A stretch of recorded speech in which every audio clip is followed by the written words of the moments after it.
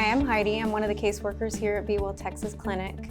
We're going to talk a little bit about overdose response and prevention. It's a good skill to have on hand just in case you're out in the community, at the grocery store, at an event, whether you're working with the SUD community, whether you're somebody who uses drugs, or whether you're somebody who loves someone who uses drugs.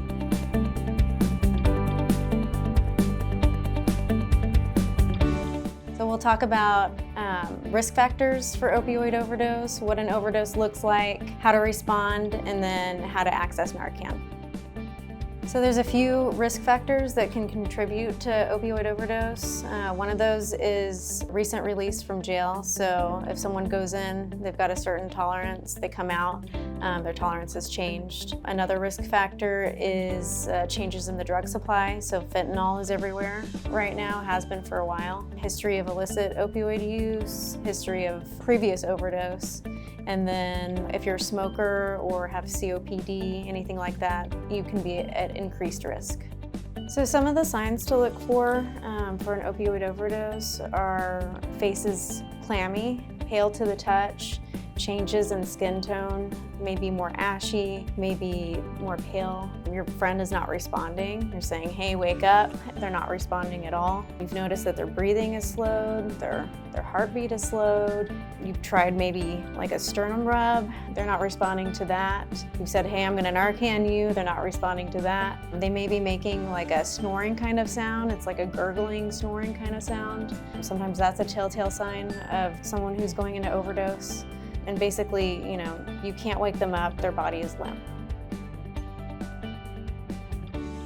So how are you gonna respond if your friend is overdosing? You're gonna yell their name, you're gonna shake them gently. You, again, might use that sternum rub to wake them up. You're gonna tell your friend, hey, I'm gonna Narcan you if you don't wake up. Usually people will respond to that. If they've had Narcan used on them before, it's not very pleasant, the after, effects of that. So if they don't respond to that, you're going to take out your Narcan. So each box contains 2 doses.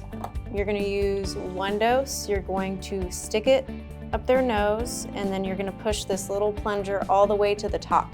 So you need to stick it up there as far as you can because they're not inhaling it. You're having to do the work for them.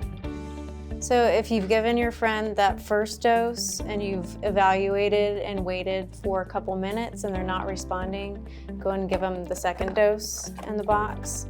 Do the same thing, wait. As you're waiting, you can give them some rescue breaths. That's very important because we need oxygen to go to the brain. So be sure to plug their nose. You're gonna tilt their head back a little bit and give them a nice deep breath every 5 seconds.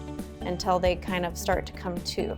If they don't wake up or respond to those 2 doses, you can try an additional dose.